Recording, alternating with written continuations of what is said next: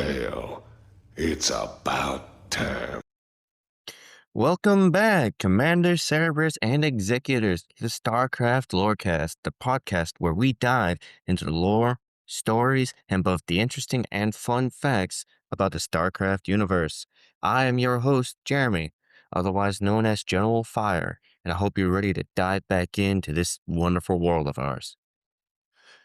So today we'll still be going over and discussing about the different major factions that have played a major part in the history of the Karplu sector and have caused many different events to happen within this setting of ours. So I do have something to ask y'all though. How far would you go to gain power? Would you start a rebellion to take over? Or would you start to seek revenge? Where would you stop? Would you continue until you rule the sector or see it burn to ashes around you? That's right, folks. Today we are talking about our favorite empire within StarCraft, the Terran Dominion.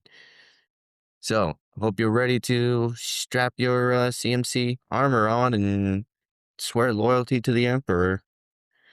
And let's get on into it. So, the Terran Dominion, otherwise known as the Dominion of Man, or simply as the Dominion in other circles, is a Terran empire. So, its founding document is the coronation of Emperor Arcturus I back in March of 2500. Leader will be the Emperor of the Terran Dominion, with the head of state being Emperor Arcturus Manx from March of 2500 to early April of 2505. And the current acting emperor is Valerian Minx from early April of 2505 until we don't know because his story hasn't gone too far yet. But he's also the son of Arcturus Minx. It does have the Dominion Armed Forces, and its current base is in Augustgrad on Korhal 4. It has two known national holidays, Dominion Day and Inauguration Day. It was formed from the Sons of Korhal, Terran Confederacy remnants, and other factions. It was established in March 2500, fragmented in September of 2500, and then fragmented again.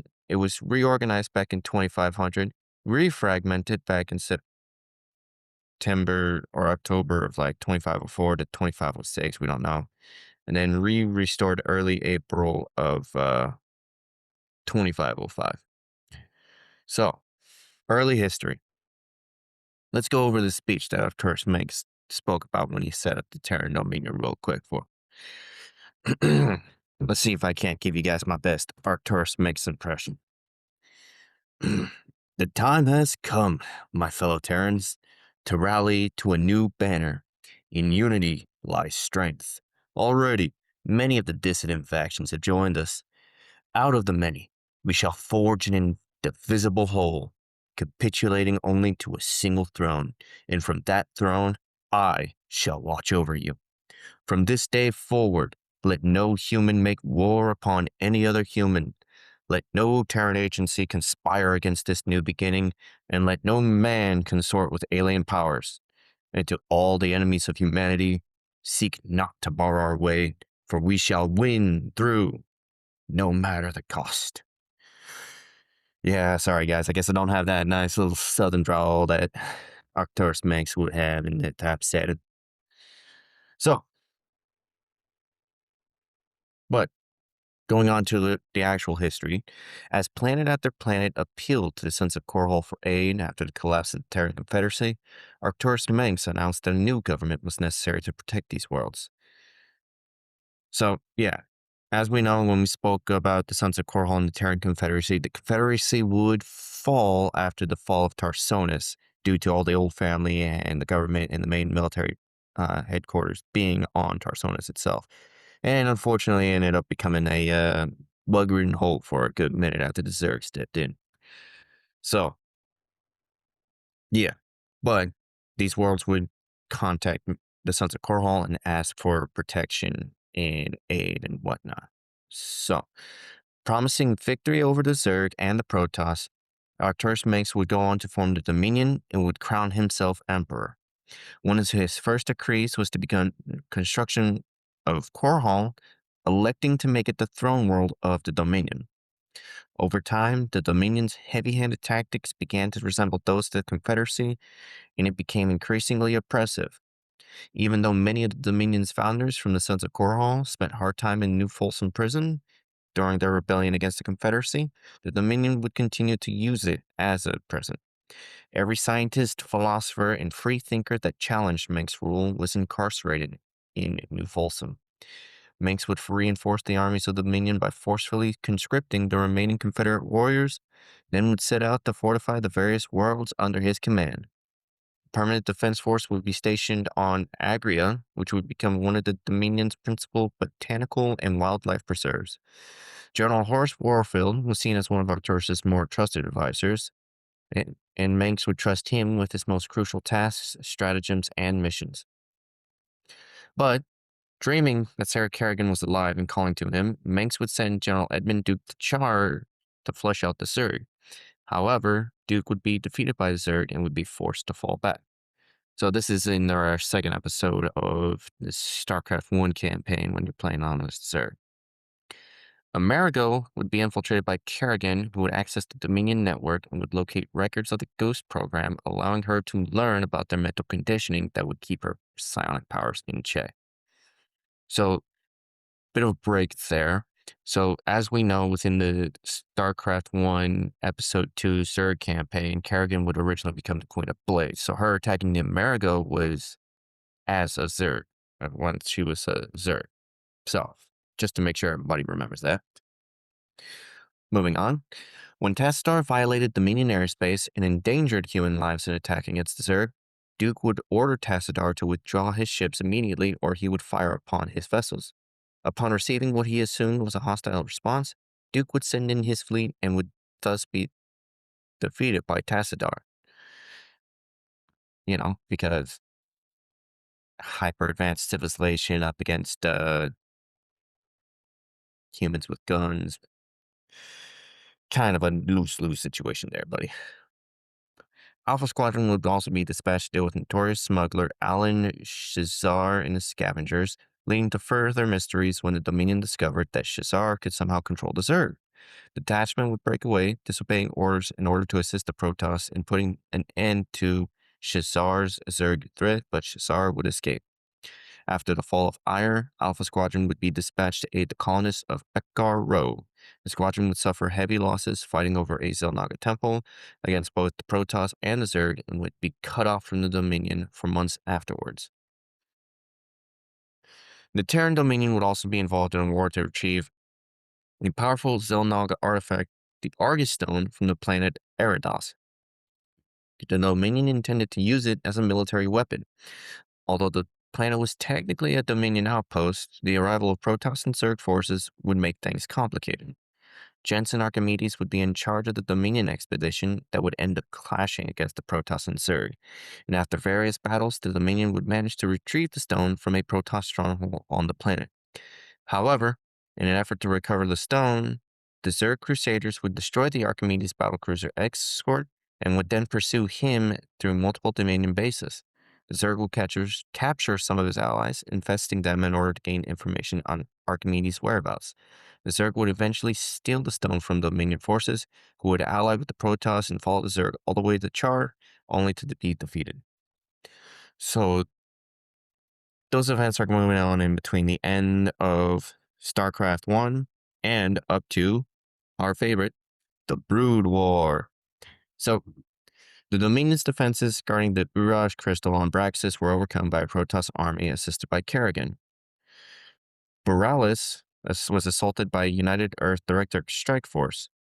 Although the city was well defended, the command center was destroyed after Lieutenant Samir Duran of the Confederate Resistance Forces, who was recently conscripted into the UED Expeditionary Fleet, would show them an alternate route.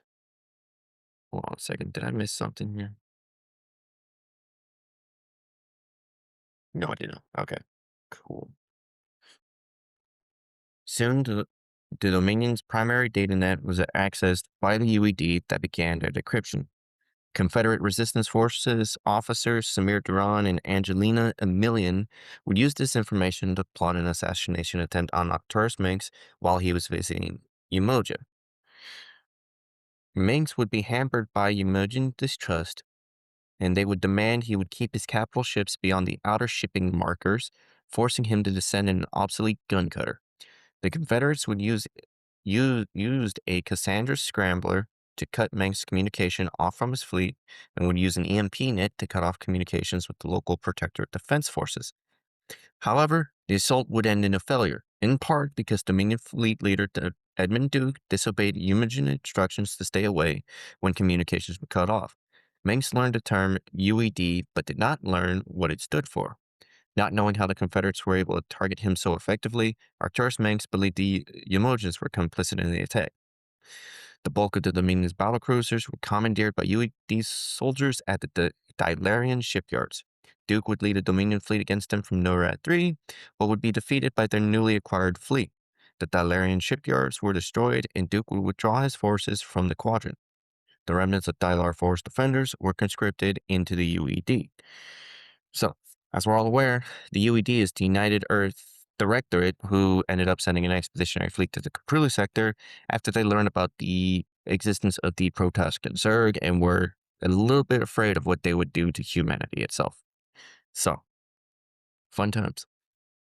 After a fierce battle to counteract the defenses of the city and its outskirts, Augustgrad was besieged by the UED. Manx would hold back their advance as long as he could, but was forced to contact the UED fleet from NORAD 3, requesting a parley with Admiral Gerard Dougal, who intended to have a public execution of the Emperor. But Manx would be rescued by Commander Jim Raynor, and they would escape via a dimensional recall. Kerrigan would offer to help Manx reclaim Core Hall from the UED if he loaned her his psi emitters. On Braxis, the psi emitter was carried by a Dominion SCV and helped Kerrigan to gather up nearby Zerg, which she would use to tear down the psi disruptor.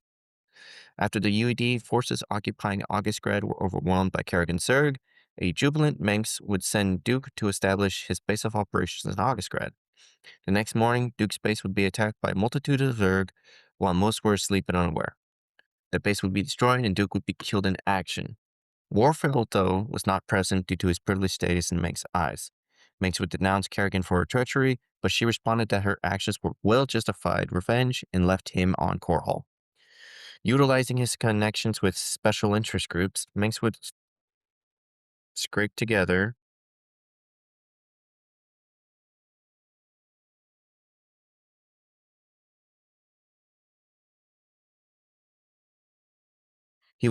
a new fleet and would attack Kerrigan's base of operations on Char Aleph, or alongside the remainder of the UED fleet and a Protoss Armada. Though facing imminent defeat, Manx would withdraw early in the battle, telling Kerrigan to watch her back because he would be lying in wait for her, ready to strike when she inevitably made a mistake. So, moving on, after the Brood War, the Dominion would thus begin reconstruction efforts as well. So, following the Brood War, the Dominion's military was still weak. It was unable to deal militarily with problems such as the new Trinidad pirates, eventually resorting to hiring mercenaries to destroy them. When the Brood War concluded, many feared that the end of humanity was nigh, wondering which planets the Zerg would target. However, the Zerg retreated from the front lines and an uneasy peace would fall over the sector. Months would pass, then years, and some would speculate that the threat from the Zerg was over. The Dominion, though, was quickly able to reestablish its military and economic might. Manx's control of the media would allow him to keep his atrocities, both past and present, hidden from the public. Most of the Dominion populace would accept Manx's rule, believing him to be the only leader capable of protecting them from the alien threats in the Kapulu sector. Manx would assert that humanity's only chance to survive the dark days ahead was to be united under his leadership, whether by choice or by force. Declaring the Zerg pacified, he would draw up plans to secure his rule and to bring the Kelmorians and Umojans into the fold. By the next war that would occur, the Dominion had time to build several large fleets with more advanced technology, as well as increasing its knowledge of the Zerg. And although Although Warfield retired in 2501, the Dominion rose again to become the most powerful force among the Terran factions.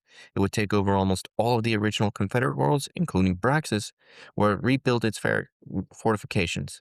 Over the next 4 years, the Dominion would extend its influence throughout the Capulu sector. Vast fortunes were lavished on the cleanup and rebuilding of Korhal, although portions of the irradiated desert were left untouched in honor of those who died in the Confederate bombardment. The planetary defenses were massively increased, and Manx would turn Korhal into the most heavily fortified planet within the sector. The second most heavily defended location in Dominion space would be Skygear Station, where the Dominion had help from Dr. Emil Nerud in combining Protoss and Zerg DNA to create hybrid creatures of immense power. A bioweapons lab orbiting Castanar on a captive asteroid was also utilized to breed the hybrid, and Manx would plan to terminate everyone who ever worked there, if they ever were found out. Though Manx's oppressive rule and powerful position made him the target of many Terran revolutionary groups. Foremost among them were Rayner's Raiders, led by Jim Rayner. Manx would use the media and propaganda to marginalize Rayner's efforts and portray him as a terrorist, along with making general efforts to exterminate the rebels. Vast amounts of Dominion weapons and hardware were stolen by Rayner's Raiders, and Manx would spend trillions of credits on keeping them constantly hunted and harried, denying them any chance to gain a respite and build their strength. So, Rayner's Raiders, pretty big faction within StarCraft 2, a pretty big rebel group. I do plan to do a video on them later, so we'll just continue on. So, Shiloh would come under noticeably increased surveillance by Dominion military forces, which only heightened the agitation of the colonists. It was unclear whether the Dominion was trying to flesh out potential seditionists like Rayner, or presenting a show of force to discourage any imitators. Cognizant of the fact that the Umojan Protectorate remained ideologically opposed to Dominion and was widely considered a safe haven for individuals seeking refuge from persecution by Manx forces, the Dominion would take measures to undermine the sovereignty of Umoja and its affiliated worlds by imposing trade embargoes and making assassination attempts against dissidents pursuing asylum in Protectorate territory. So, it's just like how any empire who thinks there's a rival faction who opposes it would do without actual open warfare. I mean, I'm trying to think of something similar. Could think of the Terran Dominion and the Imperium Man within Warhammer 40K. You, of course, had this Confederacy of Independent Systems against the Republic, Galactic Republic in Star Wars. Um, why am I forgetting something? Oh, I just remembered. The Empire in Elder Scrolls and the Thalmor as well. So, those type of things. So, but moving on. In 2503, Dominion Marines would engage a heavily armed group of pirates on Agria to protect its valuable, high-tech scientific equipment, carelessly slaughtering colonists who were caught in the crossfire. Dominion scientists in the Tirador 3 research facility were assigned to create elite, cybernetically enhanced military units. Egon Stedman would sabotage the facility and would make his escape amid the confusion and smuggled himself off Tirador 3 aboard a merchant ship.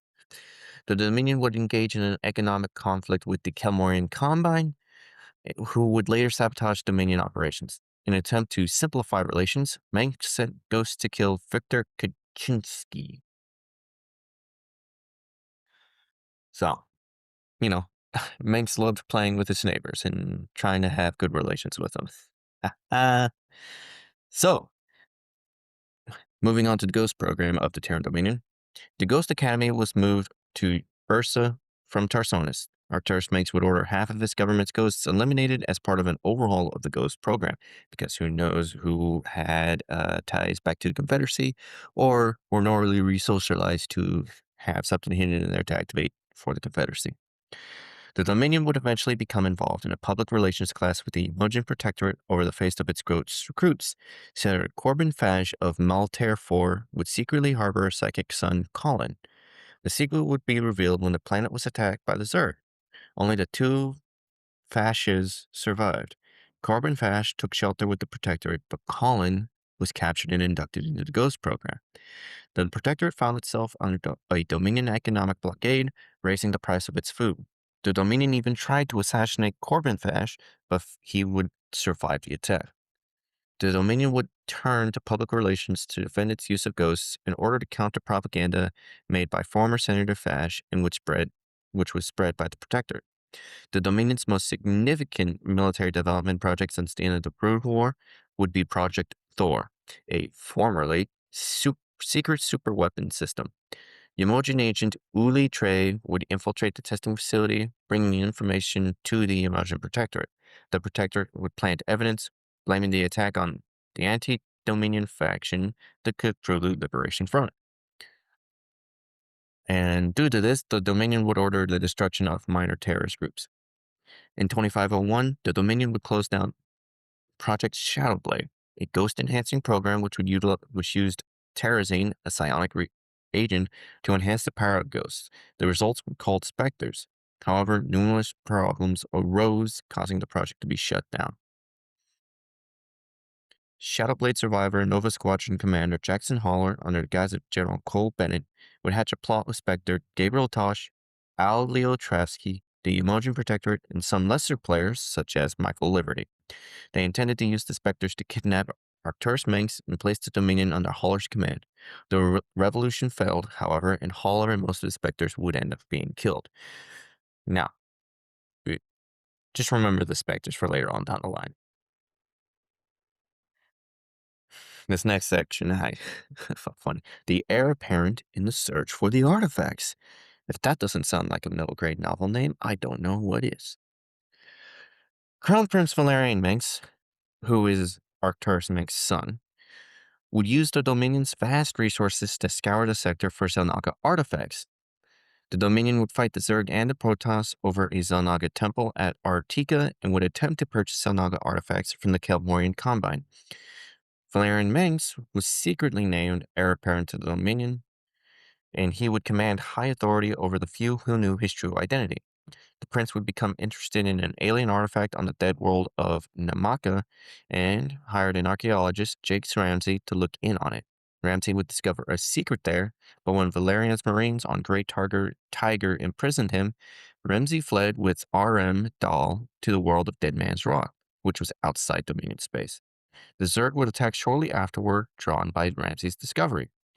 Arcturus Manx would consider this invasion an attack on the Terran Dominion, and the Dominion would eventually attack the Protoss shrine world of, I'm going to mess this up, Alisari? I think it's that second one. Fighting off the Zerg who were attacking it and capturing it for a time, finally retrieving Ramsey, though without the preserver they had sought. The Dominion were able to claim some memory crystals from the ruin, or were forced back by a larger Dalam fleet. So those would be the events of the Dark Templar trilogy, which I'm currently working my way through right now, but it's an interesting read so far. A lot of the books that we currently have for StarCraft, a lot of books, a lot of comics are based between the first StarCraft game and StarCraft 2, Wings of Liberty. There are some that are based before, like IMAX, Uprising, and StarCraft Ghosts Terra Nova, I believe is the name of it, or it's just StarCraft Ghosts. I don't know. So, if you're interested in reading them, go ahead. I will probably talk about the books in detail later on down the line, but you can also get them on quite a couple of them on Audible as well. So, moving along, conflict with Raynor and Marsara. Dominion official Tamsin Colley, however, in part of a scheme to increase his own power, would recruit a band of outlaws known as the War Pigs to assassinate Raynor. He formed an army which was not Manx's, not the Dominion's, titled the Cerberus Program, which he would use to kill the War Pigs once they had murdered Raynor. The War Pigs had been a Confederate team, which Colley used in those days to try to kill Arcturus Manx. Raynor, though, would manage to escape Colley's wrath. The Dominion would end up showing a renewed interest in the SAR system and would establish several outposts there. For months, Dominion engineers excavated an alien artifact at White Rock Base. They would forcibly ship citizens there from Backwater Station to dig it up, which Manx would then make it illegal to trade in alien goods. So, if you all aren't aware, the Mara system, not Mara, the Sara system, which would include Marsara and Marchara, where the Zerg would first infiltrate and basically first contact with the Zerg and the Protoss were made, and where you would first start off on in the StarCraft 1 Terran campaign. So, if you all remembered it, now you do. So, moving on into Wings of Liberty. The Dominion forces would set up a logistic headquarters in the Backwater Station, which would become the hub for all operations on Marsara. Not long after, the Dominion would pull troopers out of the city, and Raynor would then destroy the logistics headquarters with help from locals, inciting an open revolt against the Dominion. Satellite 1, which was a Dominion satellite in the Charsara system, reported unusual activity in the Char system, thus putting the Dominion fleet on alert. As the Dominion was getting ready to move the artifact off-world, Raynor's Marines would destroy White Rock Base and would seize the artifact. Manx would declare that anyone found in possession of the artifact would be dealt with to the fullest extent to the law. Meanwhile, a Dominion Jorium freighter would be hijacked by pirates. The Dominion was then invaded was shortly after, you complete the all the missions on Marsara. You would end up learning, hey, the Zerg have invaded the Dominion. And this would lead to the outbreak of the Second Great War, which I plan to go into detail later on down the line. Makes would pull the Dominion fleet back to protect the core worlds, abandoning all the fringe worlds, including Agria. Makes would declare new austerity measures, and would reactivate Warfield, who would begin Operation Burnout to clear the Sara system. The first fleet would take part in the operation as the core worlds were fortified, and massive refugee fleets would struggle to reach the safety of the core worlds. Death toll soared due to shortages of food and water, and a mass recall of former retired soldiers began, with many attempting to avoid going back into service. Conscription stations opened across the core worlds after the Kelmorian Combine would be defeated by the Zerg. Dominion weapons plant on Nafor 2 exploded, causing a chain reaction that took out several housing complexes in a working-class neighborhood. Dominion security would claim it was an act of terror by Raynor, but investigations by the UNN, or Universal News Network, suggested that the plant had been infiltrated by rogue Dominion ghosts. So, moving on. The story of Wings of Liberty, you have multiple branching different paths. I'll speak on both of them, but if I remember correctly, what was it? Was it A or B path?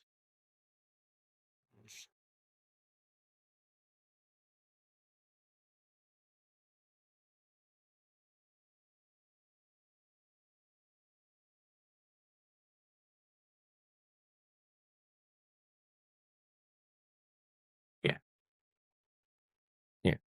So within Wings of Liberty, as reading on here, a lot of the uh canon choices are going to be your A path. If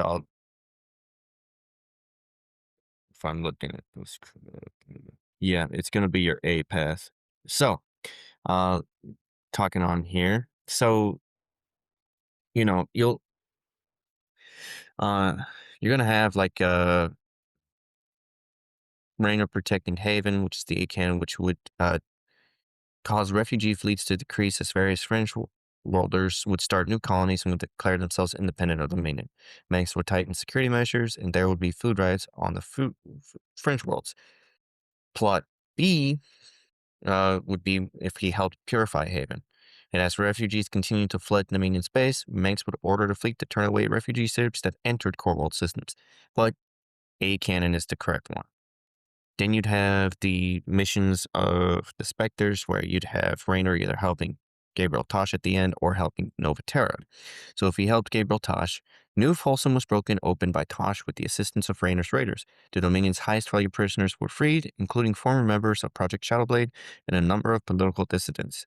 Dominion security forces would be put on high alert. In the B canon, if he helped Nova Terra, with the help of Raynor's raiders, Nova Terra destroyed Tosh's Spectre training facility on a version of his station and would kill Tosh. But the A canon is correct. But moving on from there, the Dominion would hold firm under Zerg aggression. Its industrial complex would step up production on all fronts, enlistment rates rose within the penal system, and the Dominion Marine Corps was soon ready to start pushing the Zerg back. The Second Fleet would regroup at the Dilarian shipyards following Kerrigan's attack on Tyrador 8. Meanwhile, rationing was extended to utility items. The Dominion would place Tarsonis under strict quarantine while salvage teams sifted through the rubble for any Confederate technologies and military secrets that may have survived the Zerg assault. Manx had promised the scattered refugees that Tarsonis would be restored, and the Dominion would help guide it toward a brighter future. They restored power to an old rail network and would run a large number of supply trains with minimal security. They would find Adjutant 2346, which is a adjutant had recorded Manx's rule of all or sector burn speech. But as they transported it to the processing station, their trains would come under attack by Raynor's raiders.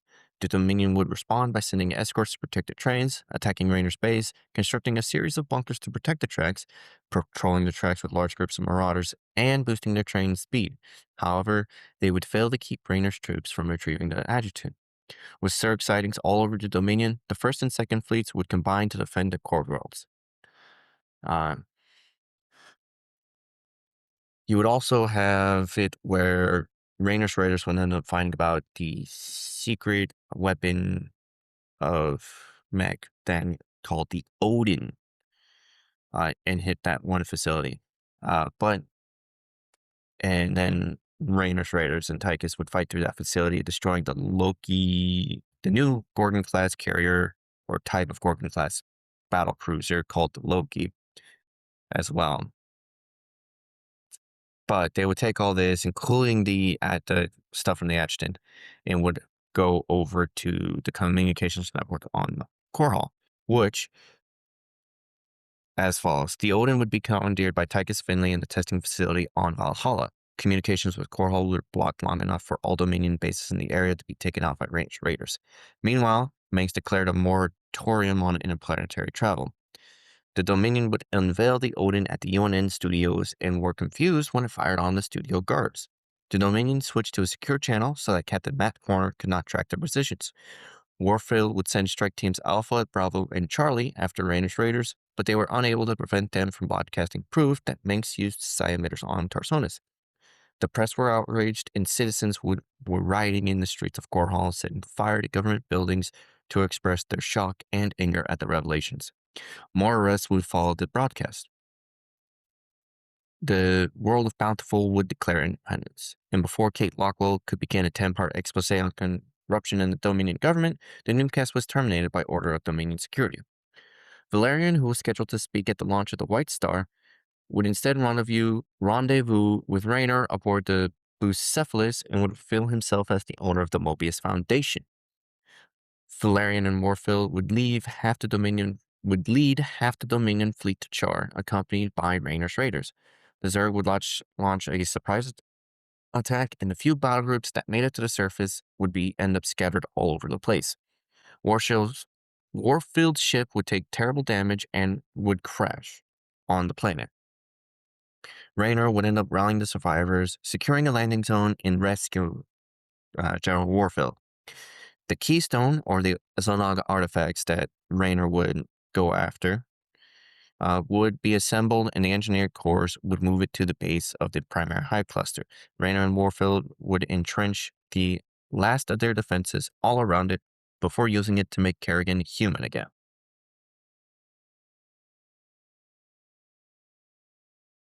So, that's all the events of Wings of Liberty. Yeah,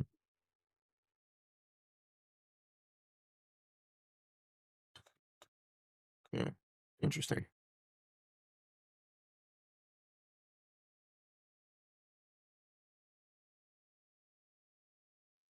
So, moving on, you'd had the events of the book Flashpoint, and then leading up into Heart of the Swarm, which, if I remember correctly, the events of Flashpoint was basically Dominion forces left Char. Manx would arrive with the other half of the Dominion fleet, demanding Kerrigan to be turned over. Valerian would refuse, and the two sides of the Dominion fleet turned on one another, with Valerian's Dominion renegades eventually going on the run with the last two ships they would have left. For the next 3 weeks, Manx forces would carry out a relentless hunt for Kerrigan. And this would be where they would first where they would next encounter hybrids that Kerrigan would end up killing along with finding out Dr. Emil Nerud was part of the Dominion. Flashpoint was a really good book. I would suggest reading it. I'll probably, like I said, speak on it later on. But moving on, Terra Nova would lead a raid on Research Station EB-103 within the Umogen Protectorate because Valerian would team up with Valerian, Raynor, and Kerrigan would end up teaming up with the Umogen Protectorate and ensure, try and study what happened to Kerrigan. So Nova would lead a raid on that research station, EB-103, and Dominion insertion teams would be held off by Umogen Marines while the facility was evacuated. Nova's forces would capture the security hub and put the facility on lockdown, but Kerrigan and Raynor would manage to reach the shuttle bay where the Archangel was deployed. It would end up being destroyed by Kerrigan, but Nova would manage to capture Raynor. Manx would announce to the Dominion that Raynor was dead, when in fact he was taken to Moros, a prison ship, and Manx would take every precaution to ensure that no one would reach him. In the aftermath of his victory, Manx would enact a brutal civil oppression regime in order to end the unrest caused by the actions of Raynor's raiders. The Dominion fleet would attack Hyperion above Phaeton, refusing to cease fire even when Horner told them that Valerian was aboard, as Manx was willing to sacrifice anything to kill Kerrigan. A Dominion ground team would set up a Draken pulse cannon on the surface with orders to eliminate any stragglers as they warped in. They would find Kerrigan in a Zerg base, but she held him off until Broodmother Naktul arrived.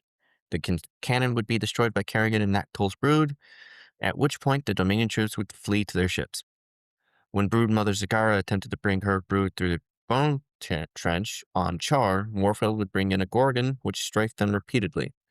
However, Warfield's forces would retreat when Kerrigan brought down the Gorgons by awakening Scourge nests. When Warfield's compound on the Dauntless Plateau came under assault, he would activate his nuclear arsenal. Kerrigan would survive the blast and would proceed to destroy the fortress. Although Kerrigan killed Warfield, he convinced her to let 3 shuttles packed with wounded men go. So, we hate to see a good man die like General Warfield. He was so badass. Who wouldn't like a guy who has a fucking cannon for an arm? You know what I'm saying? So, moving on. The Dominion would launch thousands of two-way communicators at Kerrigan's Leviathan. Manx would use one to contact Kerrigan and reveal that Raynor was alive. He told her to keep the swarm away from Core Hall or Raynor would be killed. Colonel Orlin had ended up hacking the Dominion's deep encrypted security network and would find out where they were holding Raynor. When Morrow stopped at Atlas Station for resupply the next day, it would end up being boarded by Kerrigan. In response, Manx would set the bridge to explode. The Morals would then begin tearing itself apart as Kerrigan reached the prison deck, but Dominion soldiers were unable to prevent her from getting Raynor out of there. Kerrigan would also end up being drawn to Skygear Station by Alexei Stukov, and the garrisons on the platform would be infested. The Dominion would vent gas on the platforms to kill the infested Terrans, and would then attack the virophages. Once their gas reserves ran out, it required time to synthesize more gas, and they would come under renewed attack by the Zerg. The entrance to the facility would be breached, and the Dominion forces inside would fail to prevent Kerrigan from destroying the laboratory, which was a hybrid laboratory. After that, you'd go on to the Battle of Core Hall to try and make plant fall. So, with Zerg Leviathans assembling above Core Hall, Manx would call upon his forces to defend it. Dominion fleets converged on Core Hall, and troops arrived from all over the sector, but they were held off by a blockade of Leviathans on the Broodmother Kylisa. On the surface, Manx would send the Sons of Core Hall and the Night Wolves, which were some of his best troops and elite squads, to eliminate Kerrigan, but they would be unsuccessful. The Draken defense network would be destroyed by biolaunchers, and Dominion forces would be driven into Augustgrad. The Dominion forces were also unable to prevent the Zerg from destroying the Augustgrad gates, allowing the swarm to flood into the city. The Dominion would deploy a side destroyer and would launch a diversionary assault. However, it would be destroyed by Kerrigan and the Haka, while the Zerg under Zagara would push the Dominion into the Imperial sector. The Dominion's elite would attempt to defend Manx's palace from the Zerg and Raynor's raiders. Manx would send Sky Fury Squadron, Alpha Squadron, and an Odin to destroy the Hyperion, but all would be unsuccessful. Inside the palace, Manx caught Kerrigan off guard with Keystone, but Raynor would intervene and end up saving Kerrigan, allowing her to kill Manx personally. After all this, there would end up being a new beginning for the Terran Dominion, as Valerian Manx would step up as the crown prince of the Dominion. So his speech for that: the days of military oppression, forced labor, and unlawful conscription are coming to an end. I have already begun establishing new regulations and limitations for the Senate to weed out corruption and ensure that it stands as a clear and unwavering voice of the people. Our military will be repurposed to protect the people instead of prescribing them. This new order of rule, this new dominion, shall be maintained by liberty and justice to the citizens of mankind, those courageous pioneers who have fought through horrors unimaginable to become stewards of this distant end of the universe. Never again will fear, greed, or alien threats force us from our rightful place in the Caprulu sector, or from the sacred human desire for freedom. Spoken by Valerian Max. Whew, that just gives you chills. Makes you wanna fight for the man. Makes you want to follow him to the ends of the earth. Or I guess ends of the universe. Haha. So, following the death of his father, Prince Valerian would assume the throne. He would set out to rebuild the Dominion and would pledge to abolish the oppressive laws that had existed under his father's reign.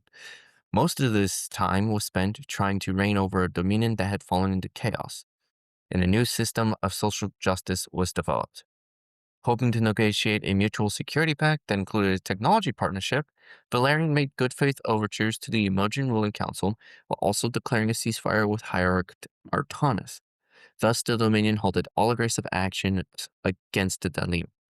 While going through his father's records, Valerian would come across the existence of Project Blackstone. He would dispatch a battle cruiser and the science vessel Ring to the Blackstone facility to rescue surviving scientists. He would offer them continued and paid service for the project, using the science vessel as their mobile base. He conversed with Dr. Talon Ayers and wanted to make him head of the project. He promised to do what he could to find Ayers' missing daughter. Unfortunately, we would go into a new war, or the End War. Core would be attacked by the Mobius cores, and Sky Shield would be overrun and its atmospheric stabilizers would be disabled, causing it to fall towards Augustgrad.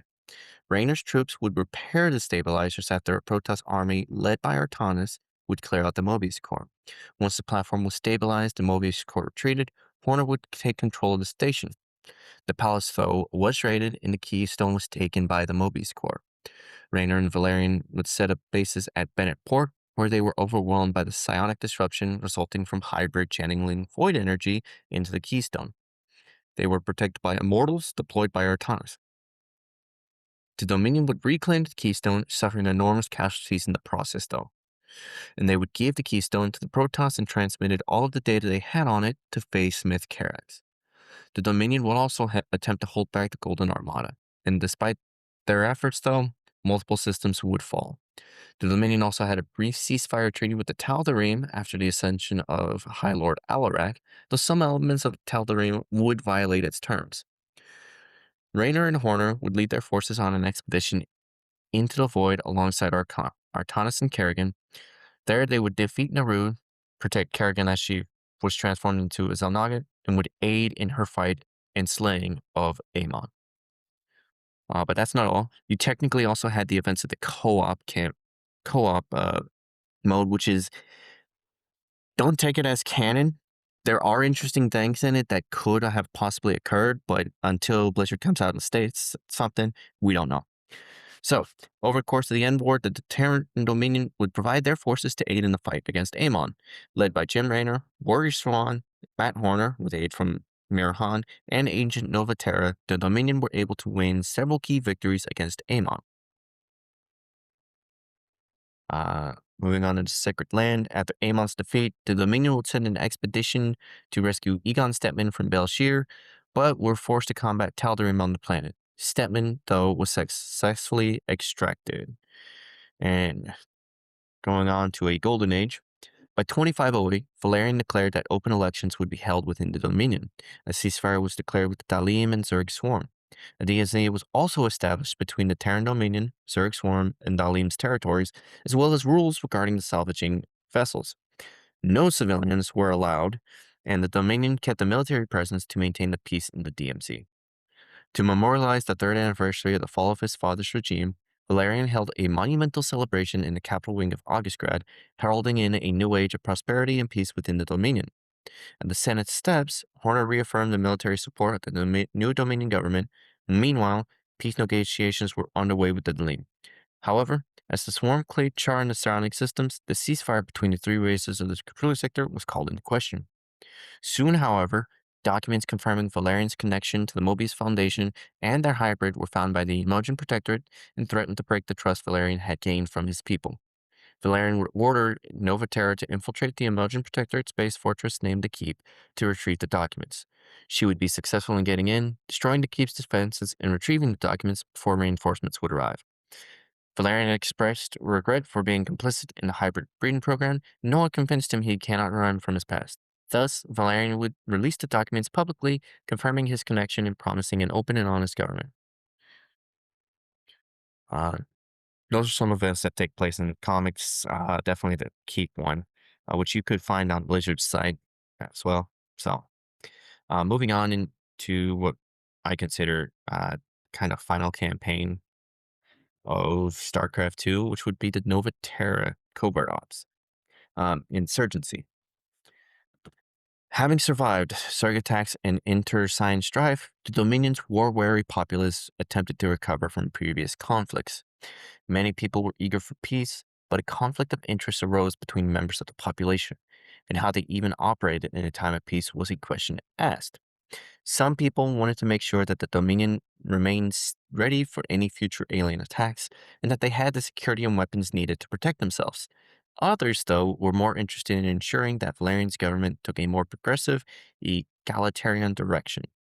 Valerian showed himself to be a fairer ruler than his father and allowed freedom of the press. However, that same freedom allowed his enemies to question his actions with impunity. One anti-Dominion faction that arose was the Defenders of Man, secretly united under Dominion General Carolina Davis, a Manx family loyalist. Several Dominion ghosts, including Nova Terra and Stone, were loaned to the Defenders of Man. During this strife, the Zerg swarm were spotted on outer colony of worlds, including Antigua Prime. Unbeknownst to Dominion, these attacks were orchestrated by Defenders of Man, who used Siameters to lure feral Zerg to undefended worlds. Admiral Horner affirmed that this was an isolated incident, and Valerian stated that the Dominion was not at war with the Zerg, but Bountiful and several Outer Rim colonies were hit by Zerg as well, with slow responses from the Dominion. Ghost Agent Nova Terra was assigned to investigate the activities of the Defenders of Man. However, her and a number of other Dominion ghosts went missing shortly after. Radio Liberty worked to uncover the truth, revealing a number of Dominion ghosts, including Nova, were working for the Defenders. These files would be sent to Matt Horner, who promised a Dominion response to the situation. Attacks would continue across the outer colonies, with slow Dominion response, leading to disillusionment with the Valerian Manx regime and support of the Defenders of Man. Nova would break out of a Defenders of Man base and would reconnect with Horner on Borea. Just then, Zerg would attack Borea.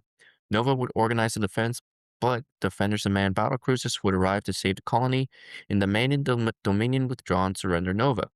Horner, though, would use the chaos of their attack to escape the planet with Nova. Nova and Valerian Minx would meet, and he would supply her with her covert ops crew in Regal, his weapons engineer.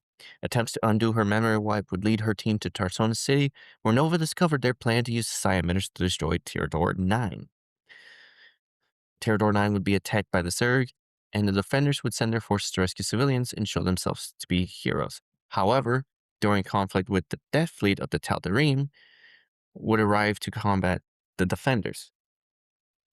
During the conflict, the Death Fleet of the Tal'Darim arrived to combat the Defenders, and in order to save the civilians, the Defenders who were evacuating Nova would destroy their mothership. However, the Defenders of Man took credit for a rescue. Massive protests would begin outside of Korhal Palace, calling for Emperor Valerian Minx to step down. Nova, meanwhile, would form a bargain with Alarak to uncover the location of the Defender's base, using terrazine extracted from Jarvan Miner. Nova would combat his subordinate Janara and the Zerg on the world in order to gain the terrazine needed. Nova would then use a microdose of terrazine to lead her to her last operation with the Defenders on Antigua Prime, and there she would discover they were responsible for the slaughter, as she and her team had replaced the emitters. She also discovered the identity of the leader of the Defenders, General Carolina Davis. After informing Valerian, he formed a plan to capture her, informing Davis he wished to step down as emperor. This, however, was a ruse to draw Davis out, and Valerian used his speech to step down to buy Nova time to slip in. Nova would bypass all the defenses and would capture her. She would be brought before the emperor, who would declare her a traitor. However, as he did, Alarak and his Death Fleet assaulted Vardona, killing Defender, Dominion soldier, and civilian alike. Dominion ground forces, Nova's covert ops crew, and low-ranking defenders of man unaware of Davis's plans would form a defensive line against the Tal'Darim and would hold back their advance. Though, in the chaos, General Davis escaped aboard Medusa, with Nova and the Griffin giving chase. Nova would track down Davis to the sterile shipyards, where she and her loyalist defenders of man planned a last stand to destroy the Dominion fleet's stock of Gorgons, hampering Valerian's ability to control the Dominion. Davis would activate a top-secret war machine named Xanathos, and Nova would rally her forces, destroying the marine machine, infiltrating it, and, against Valerian's direct orders, would kill Davis. Nova, now a fugitive, would flee Dominion capture, and she would state that she intended to use the crew as a vigilante group in defense of the Dominion, doing so on their own terms. Peace would return to the Dominion as Valerian would release documents on the Defenders of Man's plans, and popular support returned to Valerian's rule. Valerian would allow Nova to escape and operate on her own for now. So, if you all weren't aware, those are the events of Nova Covert Ops campaign, the 3 different chapters. It was a nice little send off to StarCraft 2 campaign. I wish we had gotten more campaign, but it is what it is. Hopefully, we'll hear more later this year, though. But moving on, we still have the One Day War. By 2511, the Terran Dominion was still struggling to rebuild from the wars of the 2500s. Though a tenuous peace had been won, famine and drought had broken out across many of the planets undergoing reconstruction. Planets that took severe damage were economically draining the healthier ones. There are also a vast number of physically and psychologically scarred individuals from the wars that it was struggling to provide for. The Dominion would seek aid from the Yamojan Protectorate, but as they still saw the Dominion as a threat, were hesitant to supply aid. Unexpectedly, a call for aid would come from the Zerg Swarm, who had called Valerian Manx to the planet of Gist, a supposedly purified planet that had been regrown by the Zerg. There, Overqueen Zagara would meet with Valerian and Hierarch Artanis, stating that Sarah Kerrigan had gifted them the essence of the Selnaga before she had departed, allowing them to regenerate worlds such as Gist. They had spun these into creatures named Adastra. However, Apather saw these creatures as abominations and the peace between races as a contradictory goal to the goals of the Swarm. He would engineer a second species named Chitha, who would use Zelnaga essence to disrupt psionics and communications. Though he would nearly succeed in destroying the Adastra nests and sparking a war with the powers of the Caprulu sector, the Dominion survey team would eventually discover his plot and would destroy his Chitha, allowing Zagar to apprehend him.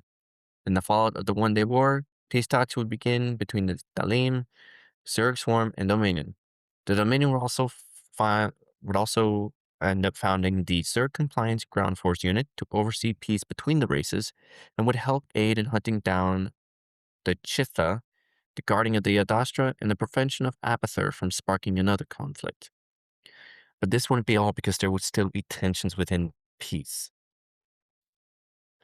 At some point after the One Day War in the demilitarized zone, tensions rose as a renegade Terran Dominion group under Captain Hogarth attempted to illegally loot a Jorian cache on the planet Adena. Admiral Arun and his forces had watched the Terrans closely, soon seeing them spring a trap by the Niadra brood. In the chaos, Hogarth opened fire on the Protoss, and a brief 3-way battle would ensue. After abandoning his men on the surface, Hogarth reported to Dominion that a mercenary had bribed them to violate the DMZ. Meanwhile, the Dalim indefinitely postponed peace talks with the Dominion, leaving Valerian to wonder about the state of their peace. Publicly, the Terran Dominion blamed the battle on rogue mercenaries and reported all Terrans on the surface of Adana killed. Privately, the Dominion would send a battle group to hunt down the surviving mercenaries. However, with the aid of the renegade covert ops crew, the mercenaries were able to evade the Dominion and would track down and kill Captain Hogarth. After the battle, tensions would remain high with the Protoss. The Kelmorian Combine and the Yamojan Protectorate would begin making territory grabs, forcing the Dominion to stretch their forces thin to counteract them. Dominion forces would also often find themselves at odds with Zerg in the demilitarized zone, culminating in skirmishes such as the Battle of Camp Pitcairn. These, however, did not shake the peace treaty established with the Zerg, because they might have been feral Zerg that, you know, weren't under command of Order Queen Zagar. On Tyrador 9, the planet would suffer a brief invasion by the mercenary Cerberus program and their enslaved Zerg, but this attack was repelled by the arrival of the Ihonri, a sect of the Protoss who had used Tyrador 9 as their homeworld in ages past. After meeting with the Dominion and the powers of the sector, it was agreed that Dominion and Ihonri would share control of the world, though this led to tensions between the Terrans and Protoss on the planet. At some point after the Battle of Adena, the Dominion was briefly terrorized by a group of renegade specters from the planet Tartarus, who were part of a secret continuation of Project Saddleblade, authorized by Arcturus Mix. Spectres continued to fight for their dead emperor, killing several major Dominion politicians and emboldening renegade elements of the Dominion. But they would end up being stalked by an alliance of Novaterra and Matriarch for Earth. And that is all the history we currently have on the Terran Dominion as of right now. You never know, we might get more stories of them at some point, especially with that campaign supplement coming out for the StarCraft tabletop game later this year, along with maybe something being announced at BlizzCon. But moving on, uh, over, let's talk about a bit about the government of the Terran Dominion and how it was run. So, the Dominion possesses an ability with great wealth. Like the Confederacy, the Dominion would maintain a Senate of elected planetary representatives, but it would all be led by an emperor, whereas you'd have the reign of Arcturus Mix. Under Arcturus Mix, the Dominion was an absolute monarchy, though this was a fact that he tried not to reinforce. Internally, the Dominion rolled through oppression, fear, and surveillance, and would make extensive use of propaganda in order to control its citizens. It had outlawed crimes such as hitchhiking and squatting, banned the airing of subversive music, and was somewhat corrupt. Externally, as Mix once put it, tyrants can only survive by presenting a greater tyrant as a threat. The Dominion maintained a somewhat aggressive stance towards neighbors. Groups such as the Imogen Protectorate and UED Expeditionary Fleet remnants were labeled as racial traitors in propaganda, and the Zerg and Protoss were portrayed as distinct threats. The Dominion claimed that it was the only effective defense against the Swarm, a force that during the years after the Brood War it claimed to storm, though many within its military structure knew otherwise. The Dominion's predecessor, the Terran Confederacy, was also demonized. For the citizens of the Dominion, anything alien was a threat to be reported to the authorities. So you'd also have the reign of Valerian Mix. Under Valerian Mix, the Dominion continues to make use of propaganda, stating that the old tyranny of Arcturus' rules has been abandoned. It claims that Prince Valerian and the Senate have established the most enlightened and least corrupt governing body in history, along with calling its social justice system the envy of the sector. The Zerg would remain the Dominion's primary enemy, and Protoss motives would continue to be questioned. It has accepted that conflict with Terrans is also likely, such is the nature of human history. Because we all like to fight, I guess. Valerian did allow the freedom of press, and under Valerian's reign, military service as an officer was considered to be a viable path to gaining political office. So, there are also many important officials, to include administrative. But currently, you have Emperor Valerian Mix, who is the head of state, Finance Minister Aldeo Sisler, so you'd have Senator Huntley, a planetary representative Strong, Representative Tim Hawthorne, Representative Lisa Kane, and you'd have Magistrate Grayson. Some former ones would be Emperor Arcturus Mix, who is deceased, Senator Josh Brogan, who was arrested, Senator Corbin Pash, who had defected to the Umoja Protectorate. Under its military, some important officials would be currently Admiral Matt Horner, who is the Dominion Fleet and commander of the Dominion Armed Forces, Head Counsel Jensen Archimedes, the Director of Internal Security, Tamsin Cawley, Lieutenant General William Tug Warchowski, who is Commandant of the Dominion Marine Corps, and Colonel Abram Cruz Shane. Some former ones is General Carolina Davis, who defected to the Defenders of Man. It's also dead. General Edmund Duke, who led the Alpha Squadron, the Dominion Fleet, the Dominion Defense Force, and is deceased. General Horace Warfield, who's commander of the Dominion Armed Forces. Colonel Carr, Colonel Jackson Haller, and Commander Jim Raynor. All of them besides Commander Jim Raynor are currently deceased because Jim disappeared with Kerrigan. No idea where, but meh. Moving on to its territories, the Dominion controls the majority of Terran colonies within the Caprilu sector. Dominion territory falls within Dominion space, and a demilitarized zone exists between the Dominion, Zerg Swarm, and Dalian territories. Uh, it includes the following systems, or controlled systems: the Bronte system, the Dylar system, the Korhal system, the Sara system, the Taurus system, and the Tyrador system. Uh, Included worlds that they control are Korhal, Brontes, Dylar 4, Korhal 4, Canis and Ursa, Nifor 2, Tyrador 8, which was invaded by the Zerg, Tyrador 9, and Vardona. Fringe worlds included Antigua Prime, Braxis, Demon's Fair, Halcyon, Maltair 4, New Sydney, Tidewater, and Shiloh. Some unknown or other worlds that they may control include Abaddon, Altara, Angra, Anselm, Eridos, Asteria, Atticus Minor, Aspar, Bacchus Moon, seemingly, Borea, Braxis Alpha, Brocus Her, Casnar, Kavir, which is contested, Chiron, Chos, Garax, Helios, Lachius, Marlow, Miranar, New Folsom, Rivera, Roxera, and its moon, Sigmaris Prime, including Valhalla, Seti, Tarsonis with an influence on it, but because they're still trying to probably claim it from the Zerg, Tartarus, Thys, Taurus, Taraxis 2, Tyrador 3, Verdona, and Viridia Prime.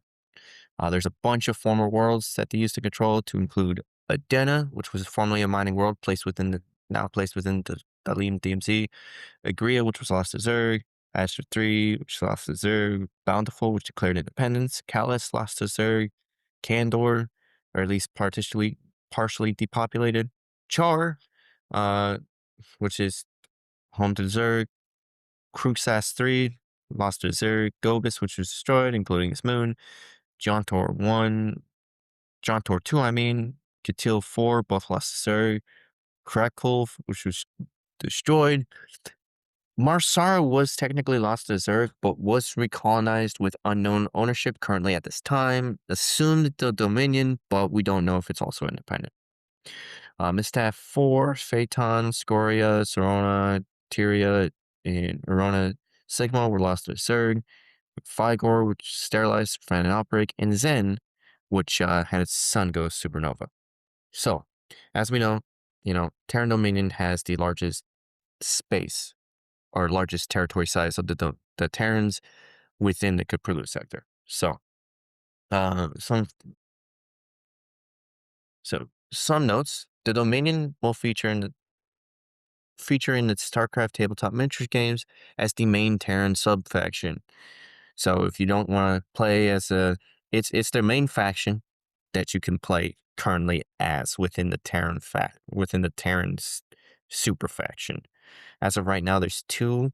You have the Terran Dominion, and then you have Raynor's Raiders. But to play Raynor's Raiders, you do kind of have to have Jim Raynor. Though I think you could also play Raynor's Raiders without him, but it's just more useful to play him with him. Speaking on his artwork, the Terran Dominion decal is available in multiplayer as a reward for winning 1,000 team games as Terran. The Dominion logo appears as an unlockable portrait in the Blizzard game Overwatch, and the symbol also makes a cameo appearance on the shoulder of a soldier in the game's theatrical trailer. The Dominion symbol is available as a spray banner and war banner in Heroes of the Storm. And the Dominion's themed skin tints are available for Jim Raynor on default and martial skins, Blaze, Elite Agent Novaterra, Infested Tychus, Medic Uther, and Moradin. Moradin also has a Dominion symbol on his hammer on all tints, while Master Sergeant Hammer has his Dominion tattoos on her shoulders. Dominion themed tints are also available on the Cyber Ram, Ghost Speeder, Marshal's Outrider, and Vulture mounts. The color scheme for Dominion symbols, soldiers, and structures is red. However, as of the reign of Valerian Manx, the Dominion seems to utilize some blue armor and heraldry as well as red. In etymology, Out of universe, the Terran Dominion is possibly named after Dominion, an RTS that the original StarCraft was developed in rivalry to after both games debuted in E3 1996. In universe, the Terran Dominion is possibly named after Arcturus Menk's former unit in the Confederate Marine Corps Dominion Section, part of 33rd Ground Assault Division. He chose the name because he thought it was appropriately grand. So that is everything we currently have over the Terran Dominion. One of the biggest Terran factions currently within the StarCraft universe, but just within the Caprilu sector.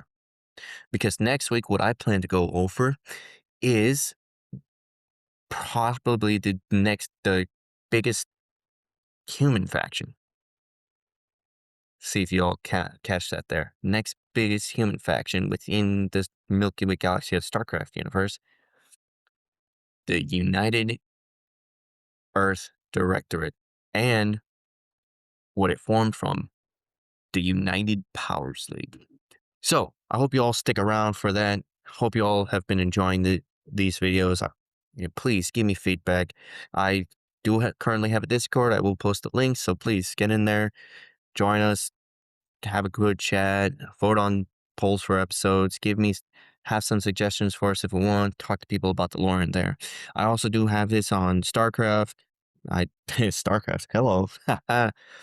I have this on Spotify, Amazon Podcasts, and YouTube currently. I certainly could look at trying to get it on other stuff or other places where you can listen to podcasts. But please just join the Discord. Let me know. Who knows? If you guys want me to make a Reddit, please let me know. I can certainly look at making a Reddit page for it as well. But like I said, I hope you all enjoyed. And Intaro Tazadar, Intaro Adun, whichever one you enjoy the most. And I hope to catch you all soon. Later, everyone.